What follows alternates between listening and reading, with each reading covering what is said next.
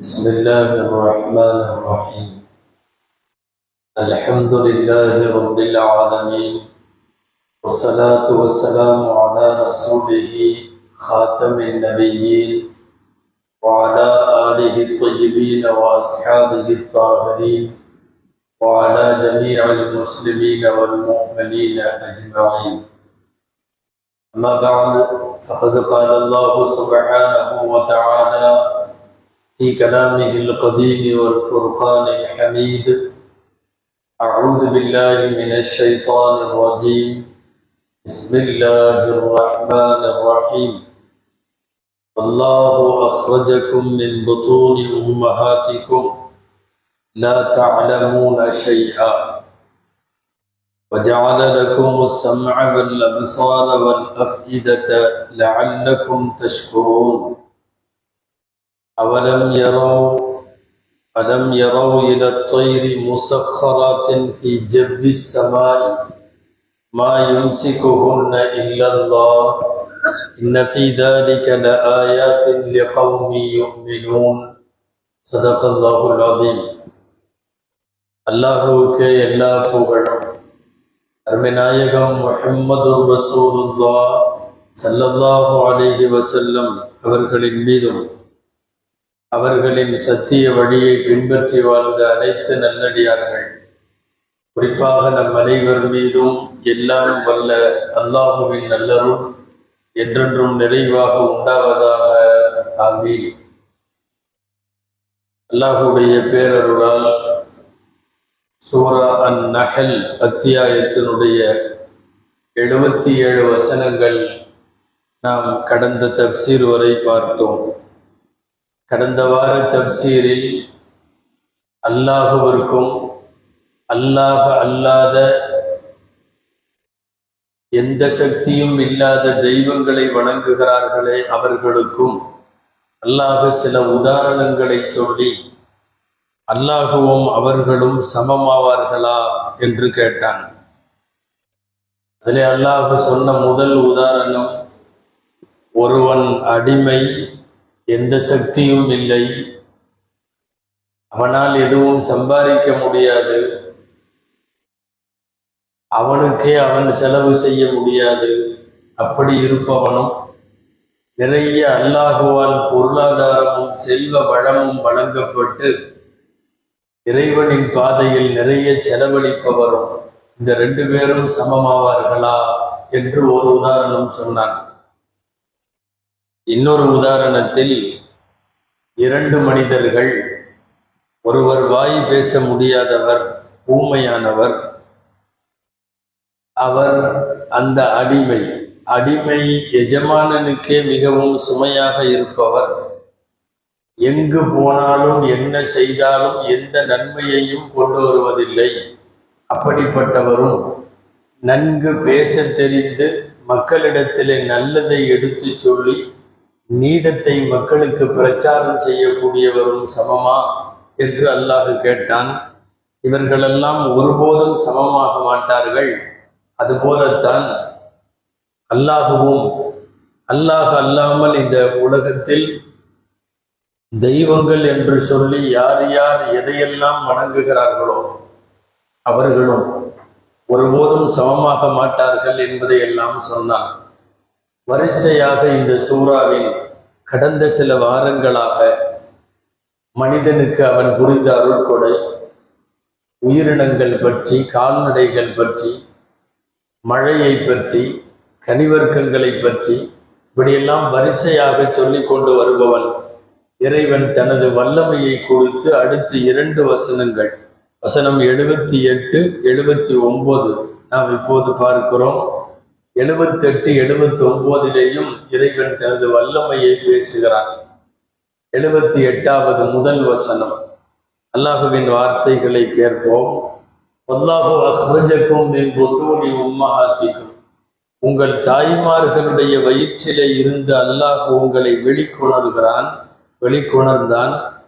லா தஅலமூன ஷைஆ, நீங்கள் எதுவுமே தெரியாமல் இருக்கிற நிலையில் உங்களை வெளியிலே கொண்டு வந்தான்.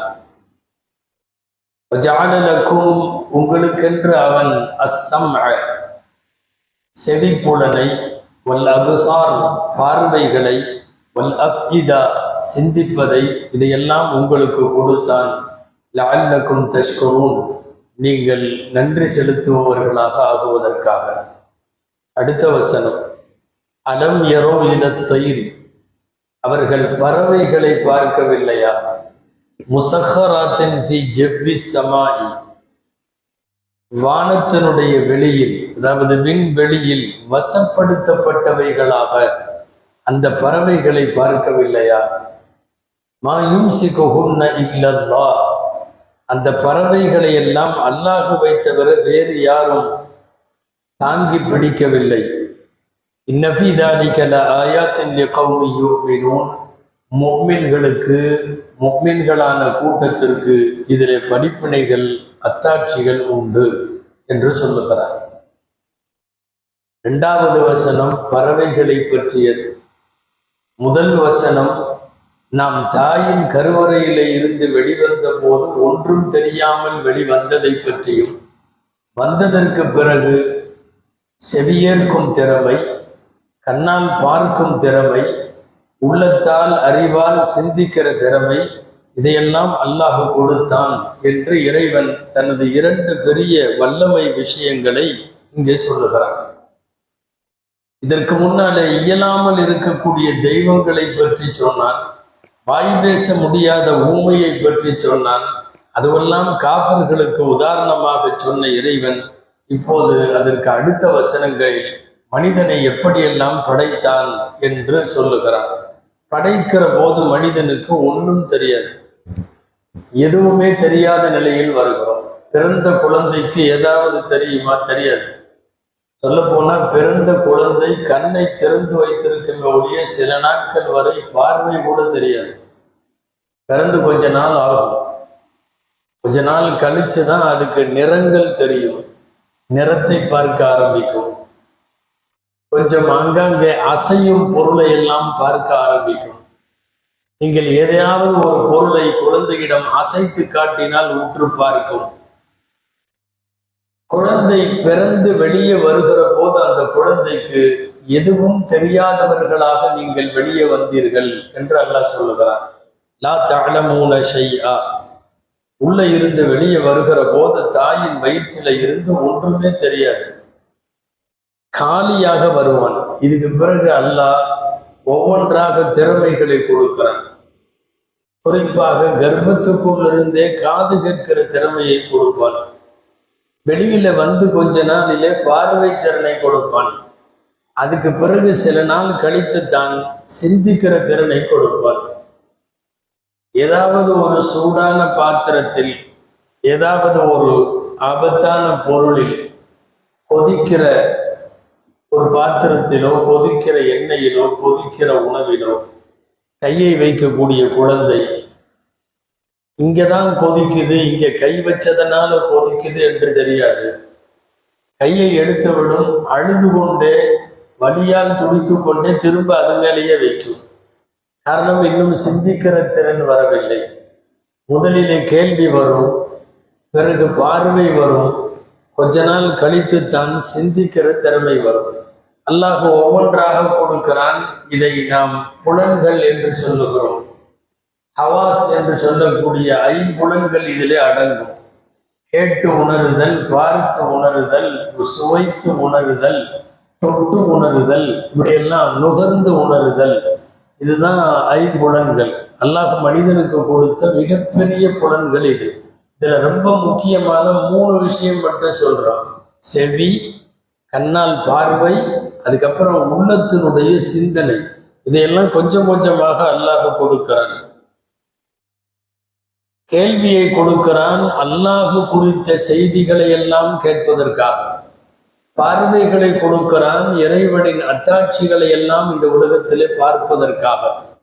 உள்ளத்தின் சிந்தனையும் கூட ரப்பை பற்றி சிந்தனை வர வேண்டும் என்பதற்காக இவைகளை எல்லாம் அல்லாஹ் தருகிறான். இந்த புலன்கள் ரொம்ப முக்கியமானவை. மனுஷனுக்கு அறிவு வர்றதுங்கிறது இந்த ஐம்புலன்கள்ல வரும். ஐம்புலன்கள், முகத்தில் இருக்கக்கூடிய 5 புலன்கள். ஐம்புலன்கள்ல வராததுதான் அறிவுன்னு ஒன்று சொல்றோம். அது ஆறாவது. அதன் மூலமாக தெரிய வரும். முஸ்லிம்களை பொறுத்தவரை, உலகம் முழுக்க ஈமான் கொண்ட மூமின்களை பொறுத்தவரை, புலன்களும் தவறு செய்யலாம், அறிவும் தவறு செய்யலாம். அதை தாண்டி ஏழாவது ஒன்று இருக்கிறது. அதற்கு வஹி என்று பெயர்.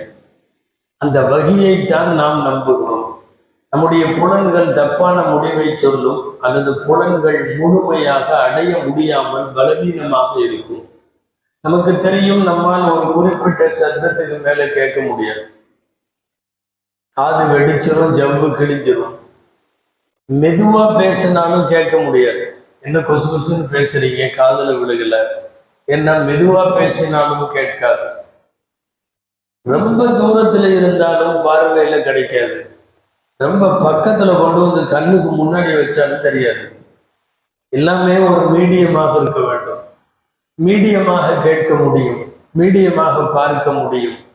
அது மாதிரி தான் அறிவும் ஒரு மீடியமாக தான் சிந்திக்க முடியும். நம் அறிவுக்கு அப்பாற்பட்டு இந்த அண்டத்தில் நிறைய இருக்கிறது, கோடிக்கணக்கில் இருக்கிறது. இதையெல்லாம் விளங்குவதற்கு நம்முடைய புலன்களும் நம்முடைய அறிவையும் தாண்டி அல்லாஹ்வின் உதவி வேண்டும். அந்த அல்லாஹ்வின் உதவிக்குத்தான் வஹி என்று பெயர் சொல்லுகிறோம். அதைத்தான் நம்பி இருக்கிறோம். இப்ப அல்லாஹ் சொல்றான், தாயின் வயிற்றிலிருந்து வெளியே வந்த போது, உங்களுடைய தாய்மார்களின் வயிற்றில இருந்து உங்களை அல்லாஹ் வெளியே கொண்டு வந்தான். நீங்கள் எதுவும் தெரியாமல் இருந்தீர்கள். ஒண்ணுமே தெரியாது. ஒண்ணு மட்டும் தெரியும், அழுகிறது தெரியும். குழந்தை வரும்போதே அழுதுட்டு வரும், வந்த பிறகும் அழுதுகிட்டே இருக்கும். குழந்தையின் மொழி என்பது அழுகை. பசி எடுத்தாலும் அழுகும், தூக்கம் வந்தாலும் அழுகும், வயிறு வலித்தாலும் அழுகும், கீழே விழுந்தாலும் அழுகும், யாரையாவது தூக்கி வைக்க சொல்லுவதென்றாலும் அழுகும், நீங்கள் தூக்காமல் கீழே போட்டாலும் அழுகும். குழந்தைக்கு தெரிந்த ஒரே ஒரு மொழி அழுகை. அந்த அழுகை என்கிற மொழியை விளங்கி கொள்ளுகிற ஆற்றலை அல்லாஹ் தாய்க்கு கொடுத்தான். தந்தைக்கு கூட தெரியாது, வீட்டில் இருக்கிற மற்றவங்களுக்கெல்லாம் தெரியாது, தாய்க்கு சரியாக தெரியும். 10 குழந்தை ஒன்றாய் அழுகிற போது, ஒரே வயதுடைய குழந்தைகள், அதில் தன் குழந்தையுடைய சப்தத்தை தனியாக தாய் தெரிந்து கொள்வார். அல்லாஹ் தாய்க்கு வைத்த ஒரு ஏற்பாடு அது. தாய் தான் சொல்லுவாள், தூக்கத்திற்கு அழுகிறது, பசிக்கு அழுகுது, உடம்பு சரியில்லை அதனால அழுகுது, வயிறு உபசமா இருக்குது அதனால அழுகுது, அஜீரணத்தினால அழுகுது. இதுவெல்லாம் எல்லாருக்கும் தெரியாது, தாய்க்கு தெரியும். எனவே குழந்தையினுடைய ஒரே மொழி அழுகை. அழுகையை தவிர குழந்தைக்கு வேறு ஒன்றுமே தெரியாது. நான் தஅலமூன ஷையா, எதுவும் தெரியாமல் இருக்கிற போது நீங்கள் வெளியே வந்தீர்கள். வந்ததற்கு பிறகு அல்லாஹ் என்ன செய்தான்? முதல்ல சொல்றது அஸ்ஸம்அ, செவிப்புலனை கொடுத்தான்.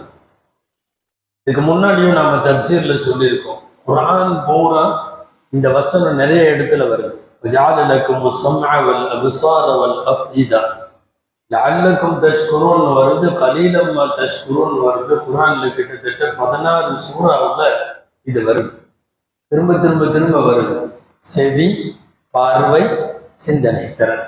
சிந்தனை திறன் இந்த 3 கொடுத்தேன் அப்படின்னு நிறைய சொல்றான். கடைசி வரைக்கும் சொல்றான். சூரா முழுக்கல்ல தபாரக்கல்லதியில கொல்ஹுவல்லதி ஜாலலக்கும், அங்க வரக்கூடிய ஆயத்துகள்லையும் சொல்றான். ஜாலலக்கும் அஸ்ஸம்அ வல் அப்ஸார வல் அஃஇதத கலீலம் மா தஷ்குரூன். நிறைய சூறாக்கள்ல சொல்லப்படக்கூடியது இந்த 3ம். காரணம், மனித அறிவுக்கு பாலமாக இருக்கக்கூடியவற்றில் இந்த 3ம் ரொம்ப முக்கியமானது. சமீபத்தில் தப்சீர்ல கூட சொன்னோம், கர்ப்பத்துல முதல்ல வேலை செய்யறதும் காது தான். கர்ப்பத்துல முதல்ல வேலை செய்யறது காது தான். கண் காண ஆரம்பிப்பதற்கு முன்பு, வேறு உறுப்புகள் எல்லாம் வேலை செய்ய ஆரம்பிக்கிறதுக்கு முன்னாடி, ஏன் கைகள் விரிப்பதற்கோ கால்கள் உதறுவதற்கோ எதுக்கும் இல்லாத போது முதல்ல அல்லாஹ் கொடுக்கிறது செவிப்புலன். குர்ஆன்ல எல்லா இடத்துலையும் அது முன்னாடி வருது. சுமார் 120 இடங்களுக்கு மேல அல்லாஹ் தன்னை சமீஉன் அலீம், அஸ்ஸமீஅ், அவன் நன்கு கேட்பவன் என்று அல்லாஹ் சொல்லுகிறான். அல்லாஹ்வுடைய அஸ்மாவுல் ஹுஸ்னா இறைவனுக்குள்ள திருநாமங்கள் இருக்கா இல்லையா? படைப்பவன், ரிசுக்கு தருபவன், பரிபாலிப்பவன், காப்பவன், இப்படியெல்லாம் வரும்போது அவன் கேட்பவன். சுமார் 120 இடத்துல அல்லாஹ் சொல்றான். அல்லாஹுவிற்கு ஆள் கடலுக்கு அடியில இருக்கிற ஒரு சின்ன புழுவனுடைய முனகல் தெரியும். பெரும் சப்தம் எடுத்து வெடிக்கிற வெடிச்சத்தங்களும் தெரியும். அல்லாஹுவுக்கு எல்லாம் தெரியும். அந்த செவி புலனை சமிய என்ற வார்த்தை, சமியுல் அலீம் என்கிற வார்த்தை குர்ஆன்ல இப்படி நூற்றுக்கணக்கான இடங்கள்ல அல்லாஹ் பயன்படுத்துகிறான். கேள்வி புலன் இருந்துட்டா போதும். சொல்ல போனா பார்வை இல்லாதது கூட குறைபாடு அல்ல. ஒருத்தருக்கு பார்வை இல்லை, அவர்னால நல்லா வாழ முடியும். என்ன எல்லாத்தையும் கேட்கிறார். அவர் கேட்பாரு, கேட்டதை பேசுவாரு, மனப்பாடம் பண்ணி வச்சுக்குவாரு, அடுத்தவங்கள்ட்ட உரையாடல் நடத்துவாரு, எடுத்து சொல்லுவாரு, எல்லாம் முடியும். காரணம் என்னன்னா கேட்கறது. இந்த புலன்கள்னு சொல்றமே ஐம்புலன்கள், இதுல ஐம்புலன்களிலும் ஆக சிறந்த சக்தி வாய்ந்தது காது. அவருக்கு கேட்கிறார் என்பது. சில பேர் நினைப்பாங்க, இல்ல காது கேளாதோரை விட கண் பார்வையற்றவர்கள் தானே ரொம்ப மோசம். இல்லை, கண் பார்வையற்றவர்கள் நல்லா வாழ முடியும், எல்லா சத்தமும் கேட்க முடியும். காது இருந்துச்சுன்னா எதை வேணாலும் பேச முடியும், வாங்கிக்க முடியும். ஏன் காது கேளாதவர்கள் பாடம் நடத்துகிறார்கள், பார்வையற்றவர்கள் பாடம் நடத்துகிறார்கள், சொல்லி கொடுக்குறாங்க, அவங்களே படிக்கிறாங்க, எல்லாம் முடியும். காது கரெக்டா இருந்துட்டாங்க, பார்வை பிரச்சனை இல்லை. அதனால்தான் நீங்கள் நாம் இஸ்லாமிய வரலாறுகளை படித்தால் தெரியும், பார்வை அற்றவர்கள் நிறைய திறமைசாலிகள் இருந்திருக்கிறார்கள்.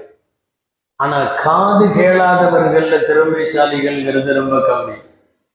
காது கேட்கலன்னாவே இந்த கம்யூனிகேஷன் அவுட்டு. தகவல் தொடர்புங்கிறத இவர் எதையும் வாங்க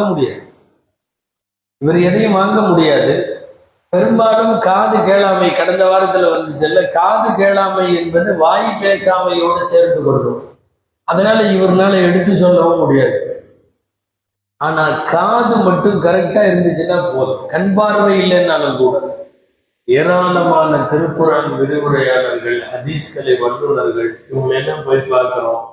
கடைசி காலத்தில் கண் தெரியவில்லை, ஆனா ரொம்ப பக்காவா அவர்கள் ஞானமெல்லாம் படித்திருந்தார்கள்.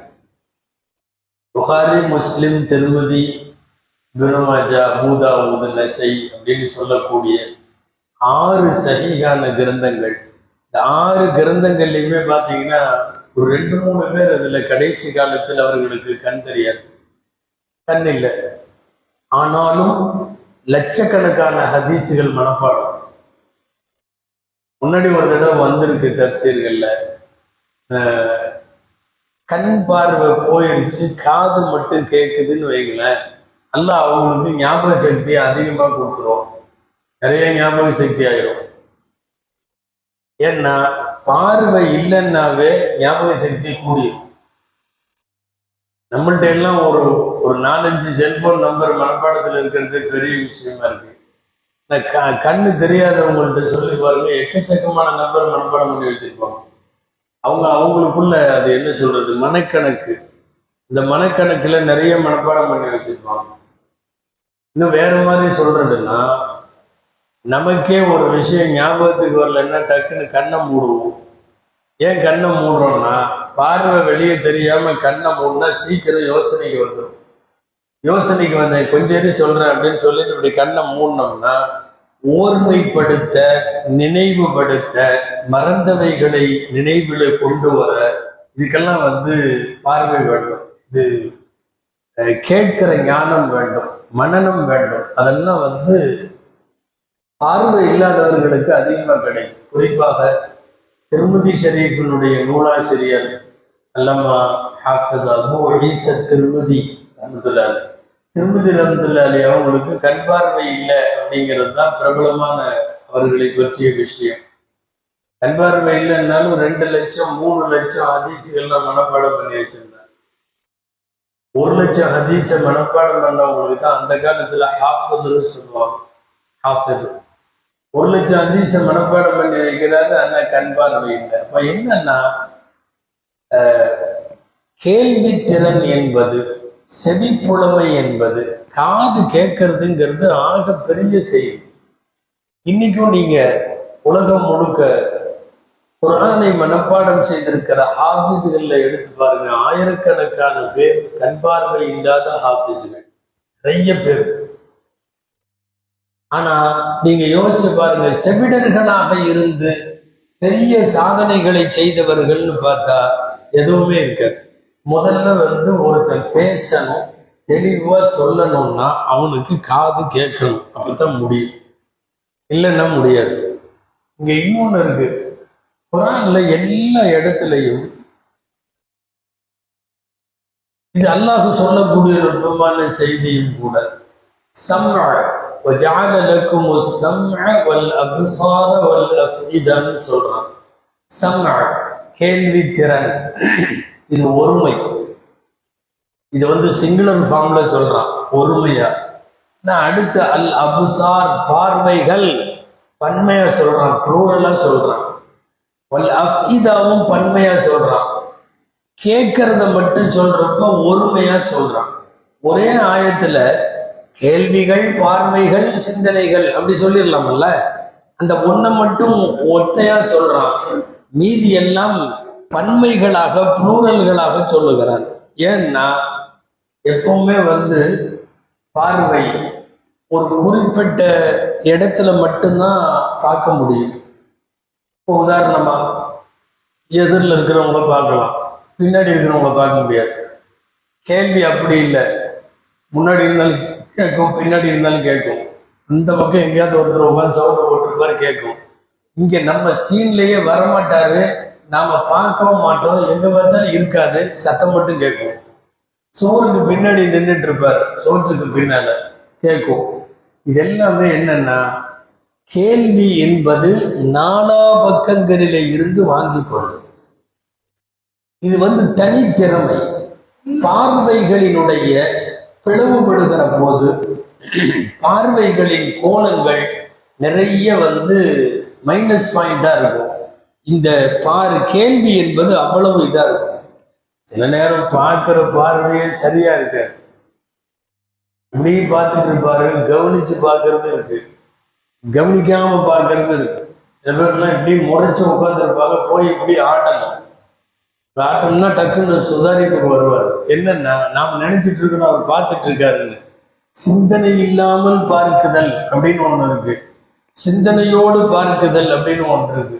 சில நேரம் பார்வை இருக்கும், பார்வையை தாழ்த்திக்குவாங்க.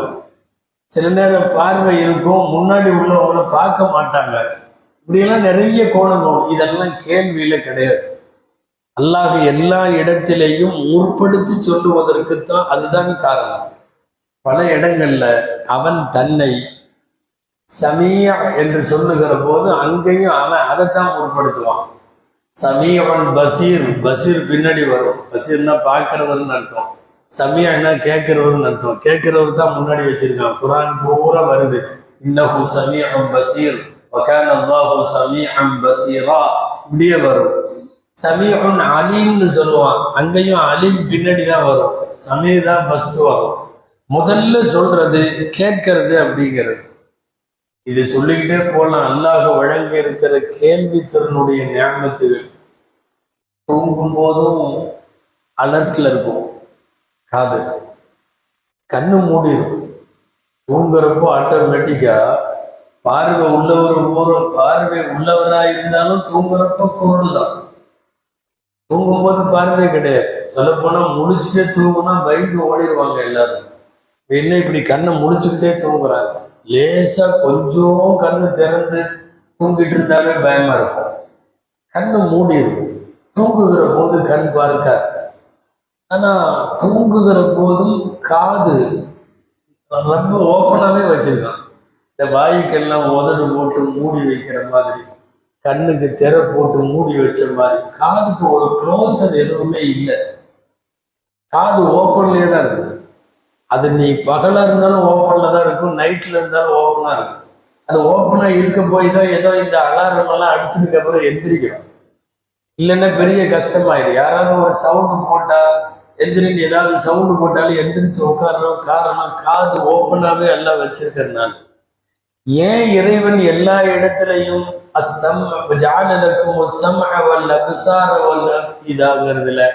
சம்ஐ கேள்வியை ஏன் முதல்ல சொல்றாங்கிறது இதெல்லாம் காரணம்.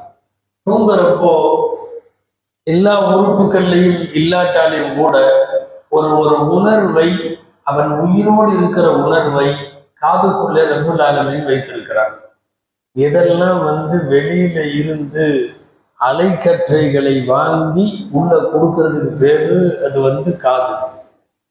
ஆமா, அது அந்த கருவிகள், எலக்ட்ரானிக் கருவிகளுக்கெல்லாம் இந்த டிஷ் ஆண்டனா மாதிரி எல்லாம் அதே காது மாதிரி தான் வச்சிருப்பாங்க. காது மாடல்ல தான் இருக்கும் எல்லாமே. வாங்கி உள்ளே செவிப்புலனை தருவது. அதனால தான் அல்லாஹ் சும்மா படைக்கிறவன், ரிசுக்கு கொடுக்கிறவன் அப்படின்னு எல்லாம் சொல்றப்போ கேட்கிறவன் ஒரு வார்த்தை வைக்கிறான். அந்த குர்ஆன்ல பல இடத்துல சொல்றான். ஒரு சில அறிவிப்புப்படி 128 இடத்துல வருது அஸ்ஸமீஅ அப்படிங்கிற வார்த்தை. இறைவன் கேட்பவன்.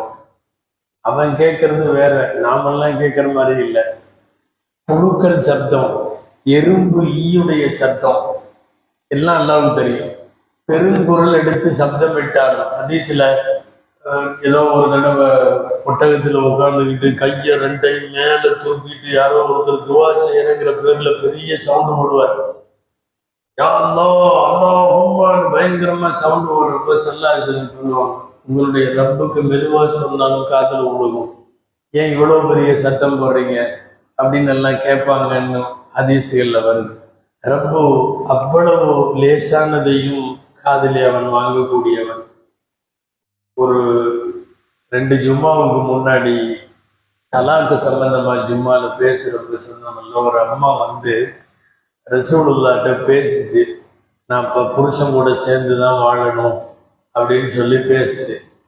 அந்த அம்மா, ஒரு அம்மா தன்னுடைய குடும்ப பிரச்சனையை சொல்லிட்டு இருக்கிறப்போ இந்த ஸ்கிரீனுக்கு அந்த பக்கம் அந்த இடத்துல இருந்து ஆயிஷா அம்மா பார்க்குறாங்க. என்ன பேசுறாங்கன்னு கேட்கறாங்க. காதல விழுக மாட்டேது. பொதுவாகவே லேடிஸ் அது ஒன்று இருக்குமில்ல, யாரும் பேசுறாங்கன்னா இன்னொரு லேடி பேசுது, என்ன பேசுதுன்னு கேட்கலாம் அப்படின்னு கேட்குறாங்க. ரசூல் ஸல்லல்லாஹு அலைஹி வஸல்லம் பக்கத்துல உட்கார வச்சுட்டு பேசுறாங்க. அந்த அம்மாட்ட கேட்குறாங்க, உன்னுடைய கணவர் இந்த மாதிரி உன்னை பார்த்து தகாத வார்த்தையெல்லாம் சொல்லிட்டாரு, வரும்போது நீ எப்படி வந்த அப்படின்னு கேட்டாங்க. அம்மா சொல்லுச்சு, காலையில அந்த மாதிரி, அதாவது தலாக்கு மாதிரி தகாத வார்த்தை என்று பேசுறது உண்மைதான். ஆனால் அவர் வினயமா பேசல, ஏதோ தெரியாம விளையாட்டா தான் பேசினாரு. பேசிட்டு சாயந்தரம் ஆனதுக்கு அப்புறம் வழக்கம் போல அவர் கணவர் நான் மனைவி அப்படிங்கிற இதுல என்னை தொட வந்தார், என் பக்கத்துல வந்தார். என்னை தொடக்கூடாது, அல்லாஹ்வுடைய ரசூல்கிட்ட இருந்து நீங்களும் நானும் இன்னும் கணவன் மனைவியா நீடிக்கிறோம்னு தெரிஞ்சா அவங்க சொன்னதுக்கு அப்புறம் வேணா நீங்க என்னை தொடலாம், அதுவரையும் தொடக்கூடாதுன்னு நான் சொன்னேன். இப்ப என்ன பண்ணாரு, இன்னும் கொஞ்சம் வேகமா என்கிட்ட ஃபோர்ஸ் பண்றதுக்காக வந்தார், ரொம்ப நெருக்கமா வந்தார். இந்த அம்மா சொல்லுது, என்னால முடிஞ்சது கீழே தள்ளி விட்டு போட்டு நான் நேரா வந்துட்டேன். ஒரு தள்ளு, அவர் விழுந்துட்டார். இந்த அம்மா நேரம் ரசூலுல்லாஹ்ட்ட வந்துருச்சு. உட்கார்ந்து, நான் இந்த கணவர் கூட தான் வாழணும், நான் இல்லாம அவர் இருக்க மாட்டார் அப்படின்னு எல்லாம் சொல்லுது. சொல்ல வந்தது என்னன்னா, ஆயிஷா அம்மா அங்க நின்று கேட்கிறான். பெரிய இந்த மாதிரி ஹால் எல்லாம் கிடையாது, அது கொஞ்சோண்டு இத்தனூன்னு வீடு தான், இத்தனூன்னு இடம் தான். என்ன பேசுறாங்கன்னு கேட்கலன்னா கடைசி வரைக்கும் காதுல விழுகல.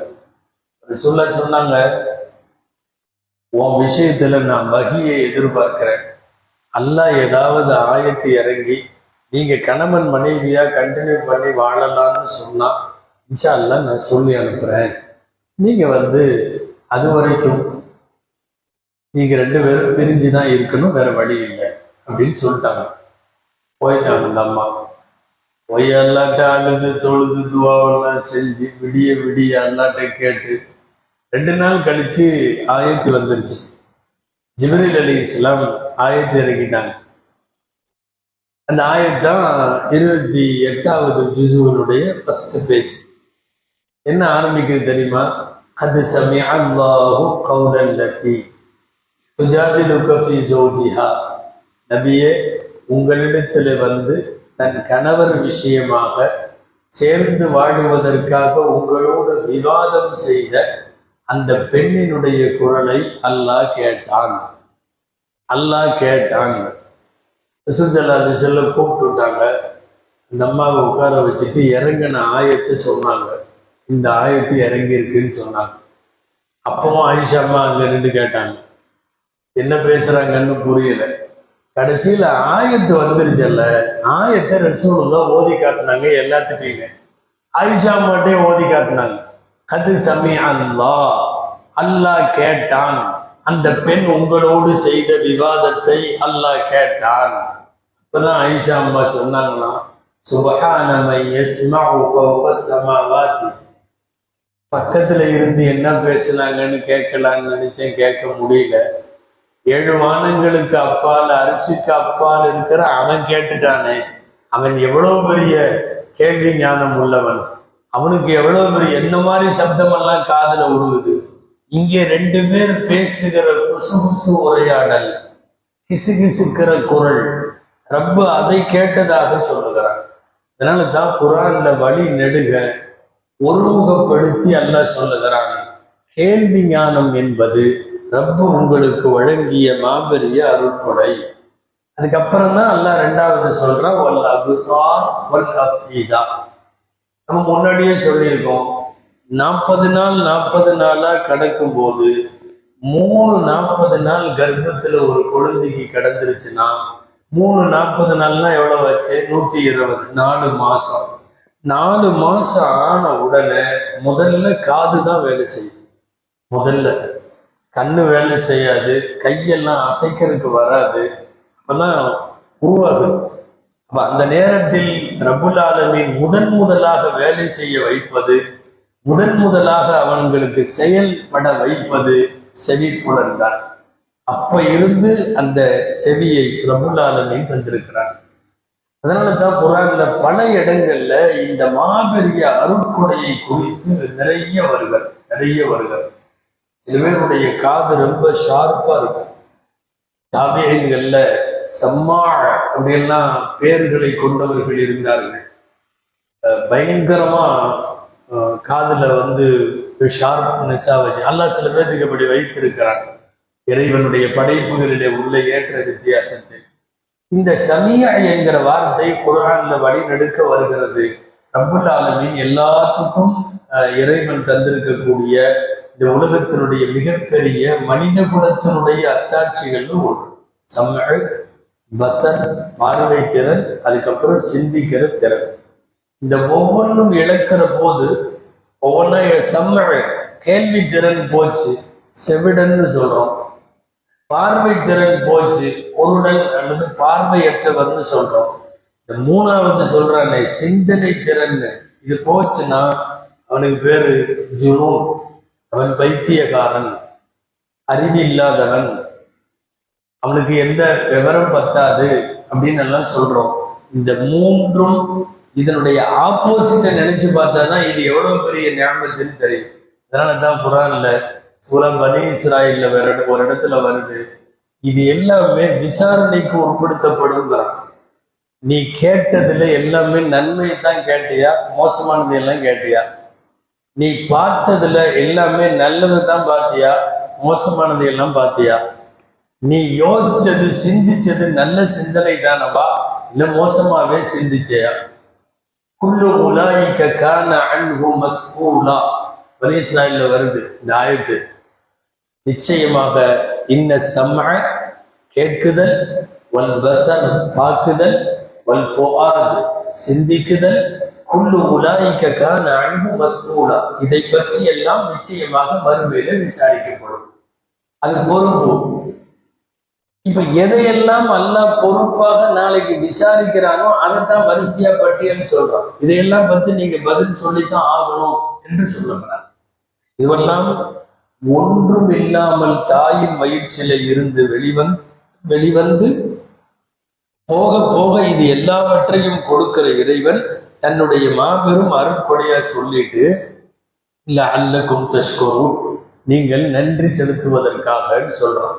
அல்லாஹ் கொடுத்திருக்கிற கண் பார்வைக்கு நன்றி சொல்லணும்னா, அல்லாஹ் கொடுத்திருக்கிற கேள்வி ஞானத்துக்கு நன்றி சொல்லணும்னா, சிந்தனை திறனுக்கு நன்றி சொல்லணும்னா, ஆயுள் முழுக்க என்ன எத்தனை சுகுரு செய்தாலும் போதாது. அந்த மாதிரி ஆற்றலை அல்லாஹ் வழங்கி இருக்கிறான். இதுக்கு அடுத்த வசனம் அல்லாஹ் சொல்லுகிறான், அவனுடைய அருட்குடையா பேசிட்டு வர்றப்போ அவன் வல்லமையில ஒன்று.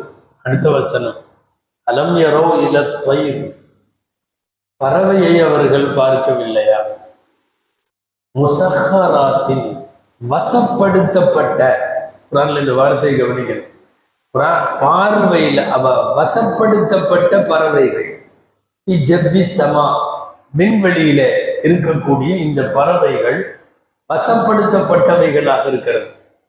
சொல்லிட்டு சொல்றான், இந்த பறவைகளை தாங்கி பிடிப்பது, இந்த பறவைகள் கீழே விழாமல் தடுத்திருப்பது அல்லாஹ்வை தவிர வேறு யாரும் இல்லை. கரெக்டா பறக்குது, மேல போகுது, அது கீழே விழாமல் அதை பிடித்திருப்பது அல்லாஹ் மட்டும்தான். இதுல ஈமான் கொண்டவர்களுக்கு படிப்பனை உண்டு அப்படின்னு சொல்றான். அல்லாஹுடைய வல்லமைக்கு இந்த இடத்துல அல்லாஹ் சொல்லுகிற இன்னொரு ஆதாரமே, அதாவது பறவையோட உடம்பு அமைப்பை பறக்கிற மாதிரி ரெடி பண்ணணும். இது ஒரு பெரிய வேலை. பறவையுடைய உடல் அமைப்பை பறக்கிற மாதிரி ரெடி பண்ணணும். அடுத்து அது பறக்கிறதுக்கு தோதுவா விண்வெளியே ரெடி பண்ணணும். சும்மா கடாமுடான் இருக்கிற இடத்துல பறக்க முடியாது. வெளியில லேசா இருக்கணும் அந்த விண்வெளி, அது கிழிச்சிட்டு போற மாதிரி இருக்கணும் விண்வெளி, காத்து லேசா இருக்கணும். ஒரு பறவை பறக்கிறது ரொம்ப அடர்த்தியாவெல்லாம் இருந்தா பறவை பறக்க முடியாது. இது பறப்பதற்கு தோதுவாக வான்வெளியை வைத்தான். அந்த வான்வெளியில பறப்பதற்கு தோதுவாக இந்த பறவைகளை வைத்தான். அமைப்பை எப்படி தெரியுமா, கொஞ்ச நேரம் உதறும், அப்புறம் கொஞ்ச நேரம் பேசாம வச்சுக்கும், அல்லது ரெக்கையை தொங்க போட்டுரும், திரும்ப அடிக்கும், அடிக்கும் போதெல்லாம் பறக்கும். பறவைகளுடைய அமைப்பை தண்ணியில நீந்துற நீச்சல்காரனுக்கு ஒப்பா சொல்லுவாங்க. தண்ணியில ஒருத்தன் நீச்சல் அடிக்கிறான், ஆத்துல குளத்துல நீச்சல் அடிக்கிறப்ப என்ன தெரியுமா, கொஞ்ச நேரம் கையை போட்டு இப்படி இப்படிமா, கொஞ்ச நேரம் பேசாம இருப்பான். ஆனா அப்படி பேசாம இருந்தான்னா கீழே போயிடுவான். திரும்ப கொஞ்ச நேரம் கழிச்சு உந்தி அவன் தன்னை இது பண்ணணும். நீச்சல் அடிக்கக்கூடியவனுடைய செயல்பாடு போன்றுதான் விண்வெளியில அது நீச்சல் அடிக்குது.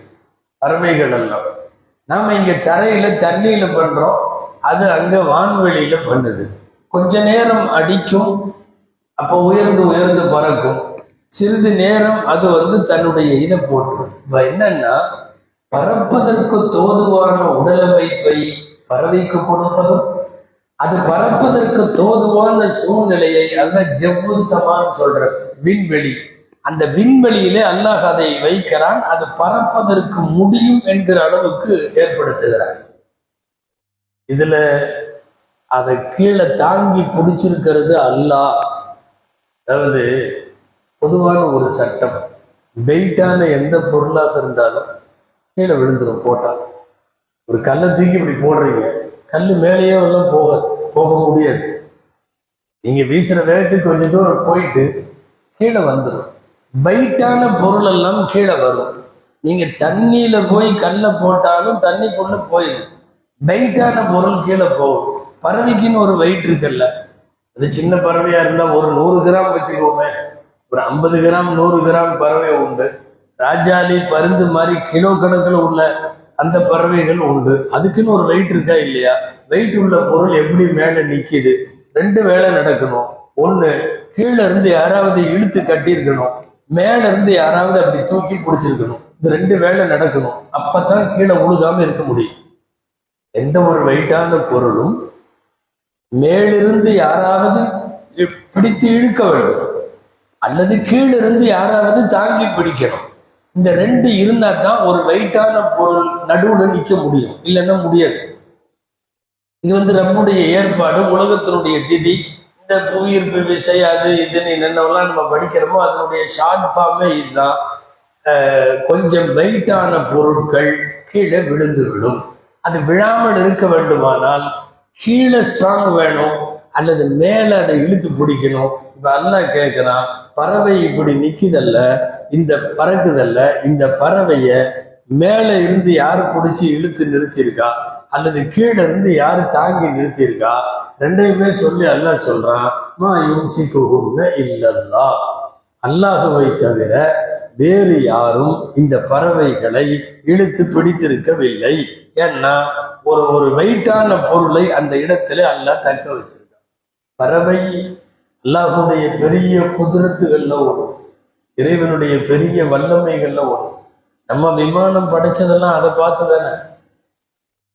ஒவ்வொன்றையும் இந்த திமிங்கலம் முதலை இதையெல்லாம் பார்த்துதான் இந்த போட்டு நீராவி என்ஜின் இதையெல்லாம் கண்டுபிடிச்சது. அந்த பறவைகளை பார்த்து தான் ஃப்ளைட் எல்லாம் கண்டுபிடிச்சு. அதனாலயோ இன்னமும் ஃப்ளைட் இன்னைக்கும் அதே மாதிரிதான் வச்சிருக்கான். அந்த ரெக்கை, அந்த இது பறக்கிறது, அப்படி சைட்ல வட்டம் அடிக்கிறது, இறங்கிறது, ஏறுறது. சும்மா நேரம் இப்படி கிளம்பி இப்படி சரணெல்லாம் இதாகாது. அதுக்குன்னு சில அந்த ரவுண்டெல்லாம் இருக்கு. நீங்க கடுகு பூமியில லேண்ட் ஆகுறப்ப பார்த்தா தெரியும். நேரா இப்படி வந்தவொடனே எங்கேயாவது தீனி இருக்குன்னு வைங்களேன், தீனி இருக்கிற இடத்துக்கு நேரா வந்தெல்லாம் இறங்காது. கொஞ்சம் கொஞ்சமா இறங்கி இந்த பக்கம் சுத்தி அந்த பக்கம் சுத்தி ஒரு ரவுண்ட் அடிச்சு தன்னை இப்படி சரிச்சு அப்படி சரிச்சு கரெக்டா அந்த பாயிண்ட்ல போய் லேண்ட் ஆகுமா இல்லையா? இது அப்படியே பறவையினுடைய இயக்கத்தை பார்த்து மனிதன் உருவாக்கியது விமானம். எல்லாத்தையுமே அப்படிதான். ஒவ்வொரு உயிரினங்கள் அல்லாஹ் வைத்திருக்கக்கூடிய அந்த மதிநுட்பம் வாய்ந்த அந்த கூறுகளை பார்த்து தான் எல்லாத்தையுமே படிச்சான். இன்னைக்கு வரைக்கும் ஃப்ளைட்டு ஏறுறது, ஃப்ளைட்டு இறங்கிறது, ஃப்ளைட்டினுடைய உள்ள அமைப்பு எல்லாமே சேம் ஒரு பறவையினுடைய கட்டமைப்பு தான். பறவையினுடைய கட்டமைப்பிலேயே தான் அல்லாஹ் செஞ்சு வச்சிருக்கான். அந்த அடிப்படையில பறவைகள் நிறைய பாடங்களை சொல்லும். ஒரு குறிப்பிட்ட வெயிட்டு, ஆனா அந்த வெயிட் தனியா நிக்காம அதை கொண்டு போய் ரெண்டு பக்கம் ஒரு ரெக்கையில இறக்கி அந்த ரெக்கைகளை அடிப்பதன் மூலம் வெயிட் மேலே ஏறணும். ரெக்கையை அடிக்க அடிக்க வெயிட் இப்படி மேலே ஏறணும் என்கிற ஏற்பாடு அல்லாஹ் வச்சிருக்கான். அது ரொம்ப வைக்கணும். வேற ஏதாவது ஒரு உயிரினம் நம்மளும் பறக்கலாம் முடியாது. கொஞ்ச தூரம் ஏறு தொப்புன்னு உழுக வேண்டியதுதான். நம்மளும் ஏதாவது செயற்கையா ரெக்க மாதிரி எதையாவது எடுத்து கட்டிக்கிட்டு பறக்கலாம்னா ஜங்குன்னு குதிக்க முடியும், பறக்க முடியாது. ரப்புடைய ஏற்பாடு இந்த பறக்கிற கூறுகளை அதுக்குள்ள வச்சிருக்கான். சில தப்சீர்கள்ல எழுதுறாங்க, இந்த கோணத்துல விண்வெளியில சாதாரணமான பறவைகள், பருந்து, ராஜாளி இந்த மாதிரி உள்ளது அல்லாம மற்றதெல்லாம் ஒரு 12 மைல் தூரத்துக்கு மேல பறக்க முடியாது. 12 மைல் தூரம், அது அந்த அளவுக்கு மட்டும்தான் தப்சீர் ரூல் பயன்ல எழுதியிருக்கிறாங்க. 12 மைலுக்கு மேல இது பறக்க முடியாது. அதுக்கு மேல பறக்கிறதா இருந்தா இந்த மாதிரி பெரிய பறவைகளுக்கு முடியும். ராஜாளி, பருந்து அப்படின்னு எல்லாம் சொல்றோம்ல, இதெல்லாம் அது நீண்ட நேரம் அடிக்காமையே ஸ்டாண்ட் பையா இருக்கிறதுக்கும் நிக்கிறதுக்கும் அல்ல அதுக்கு ஆற்றல் கொடுத்துருக்கான். கிட்டத்தட்ட பிளைட் மாதிரியே. சும்மா கழுகு அப்படின்னு சொல்றோமே, இந்த கழுகெல்லாம் சும்மா எப்பவுமே அடிக்காது. 4 தடவை அடிச்சதுன்னா வெகு நேரம் வரை அப்படியே இருக்கும், அப்படியே இறங்கும், ஏறும், எல்லாம் பண்ணும். ஒரு நிலையில இருந்து மேல போகணும்னா தான் அடிக்கும், இல்லைன்னா அப்படியே பறக்கும். இதெல்லாம் பறவைகளுக்குள்ளே அல்லாஹ் வைத்திருப்பது. கேட்கிறான், பறவைகளை அவர்கள் பார்க்கவில்லையா? முசக்கராத், வசப்படுத்தப்பட்ட நிலையில். அப்படின்னா பறவைகளுக்கு விண்வெளி வசப்படுத்தப்பட்டிருக்கிறது. பறவைகளுக்காக அந்த விண்வெளியை வசப்படுத்துற மாதிரி விண்வெளிக்கு தோதுவா பறவைகளை வசப்படுத்தி இருக்கிறான். அல்லாஹ் வசப்படுத்தி கொடுத்திருக்கிறான். யார் அதை தாங்கி பிடிக்கிறது? அல்லாஹ் மட்டும்தான் தாங்கி பிடிக்கிறான். பறவைகள் குர்ஆன்ல, ஹதீஸ்ல இதுல எல்லாம் நிறைய வந்திருக்கு பறவைகளை சார்ந்த செய்திகள். என்ன சொல்ல போனா, நபிமார்களை பொறுத்தவரை பறவை ஒரு முஅஜிஸா. பறவைகள் நபிமார்களை பொறுத்தவரை பெரிய முஅஜிஸா. பறவைகளே அவங்களுக்கெல்லாம் அற்புதமாக இருந்திருக்கிறது. அவங்களுக்கு தெரியும் இல்லையா, ஹுதுன்னு ஒரு பறவை சுலைமான் அலைஹிஸ்ஸலாத்துக்கு அற்புதமா இருந்திருக்கு.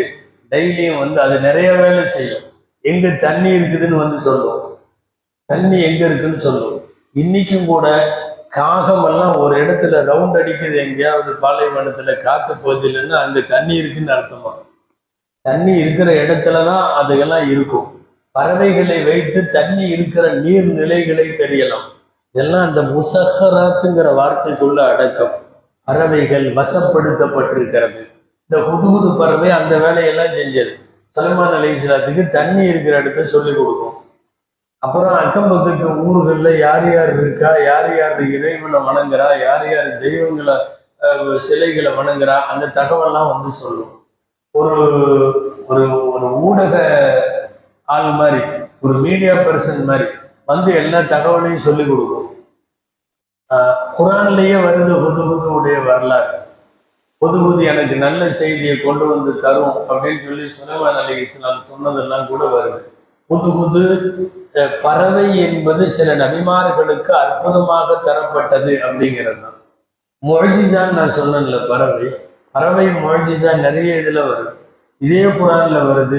ஹஜ்ரத் இப்ராஹிம் அலைஹிஸ்ஸலாம் வந்து அல்லாட்ட நீ எப்படி மௌத்தா போனவங்களை எல்லாம் உயிராக்குவேன்னு கேட்டப்ப பறவை தான் அல்லாஹ் எடுத்துக்க சொன்னான். குரான்ல வருது. மூணாவது ஜிஸுலயே வருது. கைஃப துஹ்யில் மௌத்தா, அல்லாஹ் நீ எப்படி மௌத்தா போனவங்களை எல்லாம் உயிர்ப்பிப்பேன்னு இப்ராஹிம் அலைஹிஸ்ஸலாம் கேட்பான்.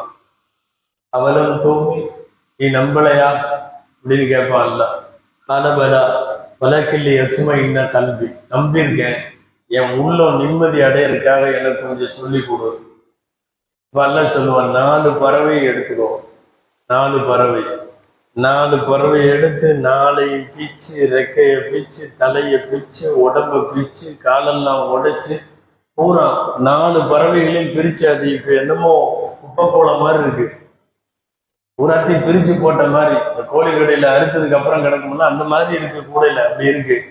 அல்லாஹ் சொல்லுவான், கொண்டு போய் கொத்து கொத்தா எடுத்து ஒவ்வொரு மலையில வச்சுட்டு வா. ஒரு மலையுடைய 4புறத்துலயும் வச்சுட்டு வா. வச்சுட்டு எங்கேயாவது நடுவுல வந்து நின்று கூப்பிடு. அதாவது நீ பிரிச்ச ஒரு பறவையினுடைய உடம்பு அந்த மலையில இருக்கு, அந்த உடம்புக்கு உள்ள ரெக்கை இந்த மலையில இருக்கு, இந்த ரெக்கையும் இந்த உடம்பும் உள்ளதோட தலை அங்க இருக்குது. நீ ஒரு நடுவுல நின்றுட்டு கூப்பிடு. அல்லாஹ்வுடைய பேரால நீங்க எல்லாம் வாங்கன்னு கூப்பிடு. எல்லாம் எந்திரிச்சு ஃபார்ம் ஆகி உங்ககிட்ட முழு பறவையா வரும். அங்க இருக்கிற உடம்பு, இங்க இருக்கிற ரெக்கை, அங்க இருக்கிற தலை, 4 மலையில் இருக்கிற 4 உடற்கூறு பாகங்களும் இணைந்து உன்னிடத்தில் ஒரு முழு பறவையாக வரும்.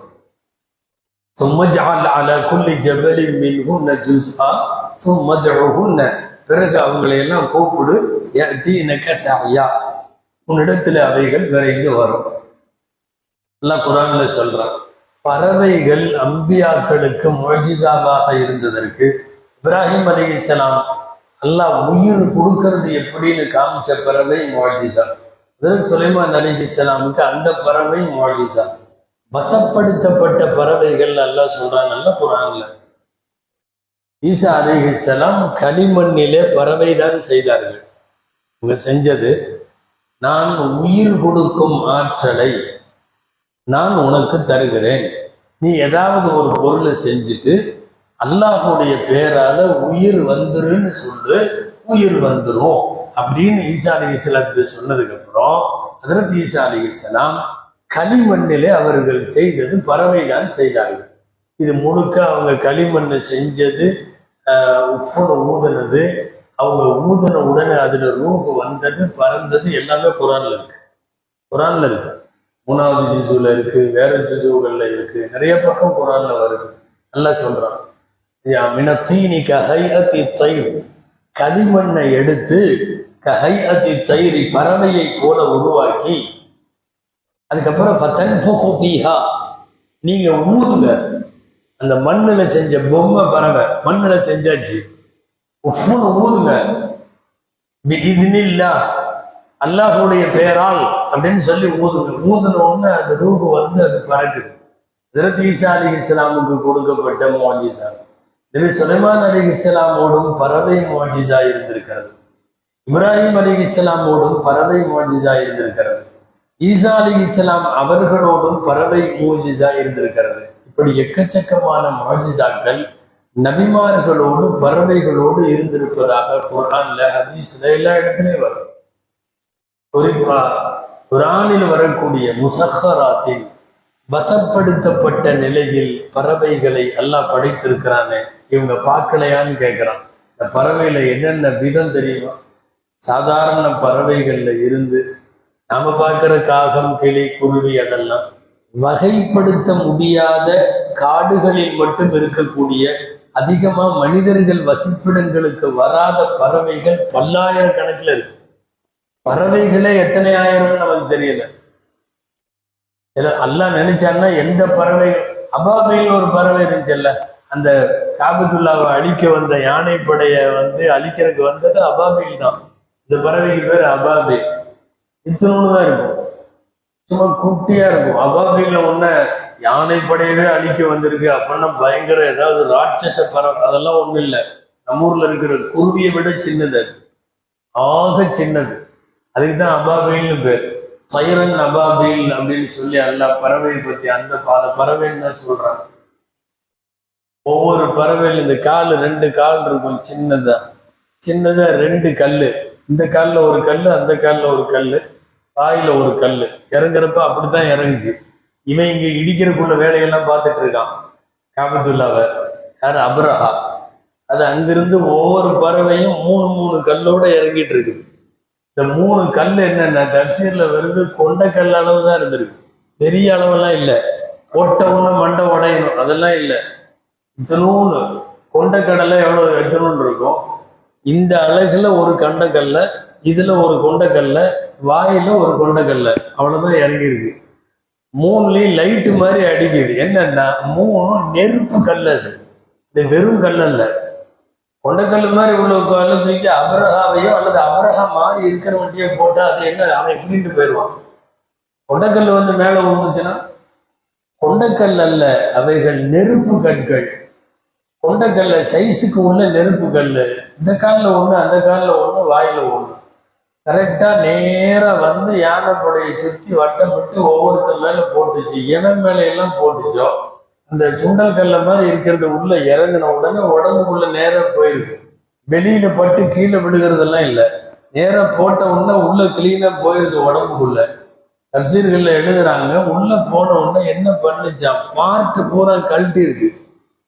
ஹார்ட் அந்த இடத்துல இருந்து நகர்ந்து விழுந்துரும், குடல் அங்கிருந்து கழன்றும், கிட்னி அங்கிருந்து கழன்றும், உடல் உறுப்புகள் அதனதன் இடத்துல இருந்து கலன்று என்ன தெரியுமா, கொட்டனை கட்டின மாதிரி முழுக வேண்டியதுதான்.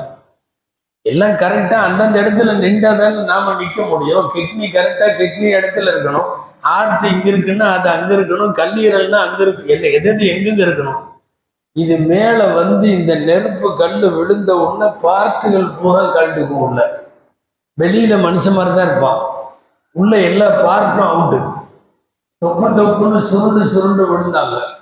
அது கசரக, அந்த பறவை குஞ்சுகளை போல அவர்கள் விழுந்தார்கள் வருது. இத்தனூனா சுருண்டு விழுந்தானுங்களாம், இத்தனூனா சுருண்டு விழுந்திருக்கானுங்க. அபாபில் கண்ணு போட்டதுக்கு அப்புறம் அத்தனூனா எப்படி சுருண்டானுங்க, அவ்வளவு பெருசா இருந்தவனுங்க. உள்ள பார்ட்டு பூரா கழன்றும். அது பறவைகள் சுமந்து வந்த அந்த நெருப்பு கற்கள். ஒவ்வொரு பறவையும் 3 கல் இருந்திருக்கு. 3 கற்கள் ஒவ்வொன்றுக்கும் இருந்துச்சு. எல்லாத்தையும் எவன்லாம் இருந்தாலும் துரத்திட்டு அத்தனை பேர்த்தையும் அந்த அபாபில்கள் இது பண்ணிச்சு. பேசிட்டு இருந்தது முசஹராத், வசப்படுத்தப்பட்ட பறவைகள் அப்படின்னு குர்ஆன்ல சொல்றான். பறவைகளை அல்லாஹ் நபிமார்களுக்கு முஅஜிஸாவாக தந்தான், எதிரிகளுக்கு ஆயுதமாக தந்தான். எல்லாம் பறவைகளை வைத்து ரப்பு செஞ்சது. சொல்ல போனா ஹதீஸுகள்ல எல்லாம் வர்றது என்னன்னா, நபிமார்களோடு எல்லா பறவைகளும், இப்ப நம்ம சொன்னது சுலைமான் அலைஹிஸ்ஸலாம் சொன்னோம், இப்ராஹிம் அலைஹிஸ்ஸலாம் சொன்னோம், அதே மாதிரி நபிமார்களோடு ஈசா அலைஹிஸ்ஸலாம் பறவை உருவம் செஞ்சது சொன்னோம். இப்படி எல்லாம் தாவூத் அலைஹிஸ்ஸலாம் அழகா ஜபூர் ஓதுவாங்க, அழகான குரல்ல இசை நயத்தோட. குர்ஆன்ல வருது, கூட பறவைகள் ஓதுவோம். குர்ஆன்ல வருது, தாவூதுக்கு நாம் அழகிய குரல் வளத்தை கொடுத்தோம், அவருக்கு வேதத்தை கொடுத்தோம், அவர் உட்கார்ந்து அழகா தஸ்பீஹ் செஞ்சு ஓதுவாரு. ஓதுறப்ப என்ன நடக்கும், அவர் எந்த மலையில உட்கார்ந்து ஓதுறாரோ அந்த மலைகள் தஸ்பீஹ் செய்யும். சவுண்டு சில நேரம் எதிரொலிக்கும் தெரியுமா. எங்கேயாவது ஒரு ஹால்ல நடு வனாந்திரத்துல போய் நின்று அல்லாஹ் அப்படின்னா திரும்ப அல்லாஹ்னு எல்லாம் கத்தும். மலைகள் தஸ்பீஹ் செய்யும். யுஸப்பிஹ்ன வத்-தய்ர், பறவைகள் தஸ்பீஹ் செய்யும். நான் சொன்னது பறவை பெரிய ஒரு முஅ்ஜிஸா, நிறைய நபிமார்களோடு. அந்த வரிசையில தாவூத் அலைஹிஸ்ஸலாமுக்கு தஸ்பீஹ் செய்யும் பறவைகள் முஅ்ஜிஸாவாக இருந்திருக்கிறது. வத்-தய்ர மஹ்ஷூரான்னு ஒரு இடத்துல சொல்றான், வத்-தய்ர் யுஸப்பிஹ்னன்னு சொல்றான், சாஃபாத்னு ஒரு இடத்துல சொல்றான். குர்ஆன்ல நிறைய இடத்துல பறவைகள் தஸ்பீஹ் செய்வதை பற்றி எல்லாம் பேசுகிறார். அல்லாஹ் படைச்ச பிரம்மாண்டமான இந்த படைப்பு முசக்கராத், பறவைகள் வசப்படுத்தப்பட்டிருக்கிறது. அவைகள் விழாமல், மேலையும் போகாமல் கீழையும் விழுகாமல் அவைகளை தாங்கி பிடித்திருப்பது அல்லாஹ் என்று சொல்லுகிறார். நம்ம நினைக்கிறோம் நம்ம ஏதோ 4 பறவை சுற்றுதுன்னு, ஒரு பெரிய சமுதாயமே இருக்கு. சொல்ல போனா குர்ஆன்ல பறவைகளை ஒரு உம்மத்து என்று அல்லாஹ் சொல்லுகிறார். நாம மட்டும் இல்ல, உம்மத்துங்கிறது ஒரு சமுதாயம்னு சொல்றோம்ல, பறவைகள் ஒரு சமுதாயம். வலா தாயிரி யதீரு பிஜனாஹைஹி இல்லா உமமுன் அம்சாலுக்கும், குர்ஆன்ல வருது. தங்கள் இறக்கைகளை 2 இறகுகளை வைத்து பறக்கக்கூடிய பறவைகளும் உங்களை போன்ற ஒரு சமுதாயம், குர்ஆன்ல வருது. உமமுன் அம்சாலுக்கும்னா உங்களை போல ஒரு உம்மத்து அப்படின்னு வருது, பறவை சமுதாயம். சொல்ல போனா நம்மளை விட சில விஷயங்கள்ல ரொம்ப மேல இருக்கிறது அல்லாஹ்வால் படைக்கப்பட்ட படைப்புகள்ல இந்த பறவை. ரசூல் ஸல்லல்லாஹு அலைஹி வஸல்லம் அதை வச்சுதான் நமக்கு அட்வைஸ் பண்றாங்க. என்ன அட்வைஸ் தெரியுமா? ரிஸ்க் வேணும்னு சொன்னா பறவை மாதிரி நீ இருக்கணும், அல்லாஹ் மேல நம்பிக்கை வைக்கணும். ஏன்னா பறவை என்ன செய்யும் தெரியுமா? லவன்னக்கும் தத்தவக்கலூன அலல்லாஹி ஹக்க தவக்குலிஹி, நீங்க அல்லாஹ் மேல பறவை நம்பிக்கிற மாதிரி நம்பிக்கை வைங்க, அது வைக்கிற மாதிரி அல்லாஹ் உங்களுக்கு நிறைய தருவான். என்ன? ரூஹ பிதானன் வ தபுது ஹிமாசா, காலையில போகும்போது வெறும் வயிற்றோட போகும், மாலையில திரும்பி வருகிற போது வயிறு நிரம்பிய வண்ணம் திரும்பி வரும். காலையில போறப்போ எங்க எது கிடைக்கும்னு தெரியாது, இறை தேடி போகும். மாலை வீடு வருகிற போது எந்த பறவையும் இன்னைக்கு எனக்கு ஒண்ணுமே கிடைக்கலன்ட்டு வராது. இது ஹதீஸ். இது காலை வெறுவயிற்றோடு போகும், மாலை வயிறு நிரம்பி வரும். எந்த பறவையும் இன்னைக்கு கலெக்ஷனே சரியில்லைன்ட்டு வர்றதில்லை, போனியே ஆகாம பிரச்சனை ஆயிடுச்சுன்ட்டு வர்றதில்லை. நல்ல முறையில் திருப்தியா காலையில வெறுவயிரோடு போகிறது, மாலை வயிறு நிரம்பி வருகிறது. நீங்க அல்லாஹ் மேல பறவைகள் தவக்குள் வைக்கிற மாதிரி வச்சா, நாம போய் உழைச்சோம்னா அல்லாஹ் கொடுப்பான் அப்படின்னு அந்த நம்பிக்கையோட நீங்க கிளம்புனீங்கன்னா உங்களுக்கும் கொடுப்பான் அல்லாஹ் தஆலா. எப்படி? ரஸகக்கும் கமா யர்ஸுகு தைர, உங்களுக்கு ரிஸ்க் கொடுப்பான், பறவைக்கு ரிஸ்க் கொடுப்பதை போல கொடுப்பான். அப்போ இந்த தவக்குல்னு சொல்ற அல்லாஹ்வை நம்புறது எப்படிங்கிற பாடத்தை நபி ஸல்லல்லாஹு அலைஹி வஸல்லம் பறவையை வச்சுதான் நமக்கே அந்த பாடத்தை எடுக்கிறாங்க. நிறைய செய்தி இருக்கிறதுனாலதான் பறவைகளை அவர்கள் பார்க்கவில்லையான ஆயத்தார். இந்த ஆயத்து தொடக்கமே எப்படி வருது? அலம்யரோ இலத்தை, பறவைகளை அவர்கள் பார்க்கவில்லையா? முசக்கரா, வசப்படுத்தப்பட்ட நிலையில விண்வெளியிலே இந்த பறவைகள் இருப்பதை பார்க்கவில்லையா? கீழே விழாமல் அதை தாங்கி பிடித்திருப்பது யார்? அல்லாஹ்வை தவிர வேறு யாரும் இல்லை. சிந்திப்பவர்களுக்கு இதுல அத்தாட்சிகள் உண்டு, மூமினான கூட்டத்திற்கு இதுல படிப்பினை உண்டு என்று சொல்லுகிறான். மனிதன் ஒன்றும் தெரியாமல் பிறந்ததை பற்றிய ஒரு வசனமும் பறவைகளை பற்றிய ஒரு வசனமுமாக 77, 78 ரப்புடைய அத்தாட்சிகள் இனியும் நிறைய தொடரும். தொடர்ந்து திருமறையினுடைய வசனங்களை, இறைவனின் அருட்கொடைகளை யோசித்தும் அதிலே பெறப்பட்ட படிப்பினைகளோடும் அதன் பிரகாரம் செயல்பட்டு வாழவும் அல்லாஹ் நம் அனைவருக்கும் தௌஃபீக் செய்வானாக. اللهم إنا نسألك من خير ما سألك منه عبدك ونبيك وحبيبك محمد صلى الله عليه وسلم. اللهم إنا نعوذ بك من شر ما استعاذك منه عبدك ونبيك وحبيبك محمد صلى الله عليه وسلم. سبحان ربك رب العزة عما يصفون وسلام على المرسلين والحمد لله رب العالمين. صلى الله على محمد.